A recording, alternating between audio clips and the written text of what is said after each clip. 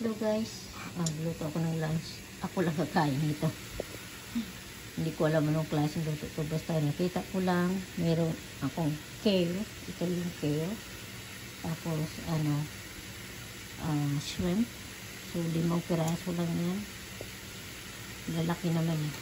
Tapos ito, nakita ko sa buto ko. Bakit hindi ako maggata, diba? So ilalagay natin dito. Bawang lang yung nilagay ko.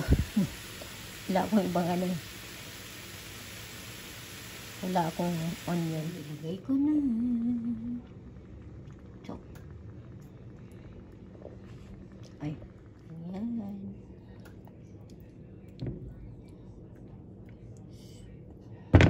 Bake din pala ako ng fish stick. So, yun ang partner. Tinikman ko siya. Grabe, ang sarap. Sarap niya. Kapag gata talaga masarap. No? Wala akong rice. Ito lang at saka yung tag-bake ko kanina. Yung hindi pa naluto. Ito na siya. Sayang wala akong kanin. Okay lang. Siyempre may leftover yan. So mamaya, yun ang kakainin ko for dinner. Ito na yung lunch ko. Wala akong carbo.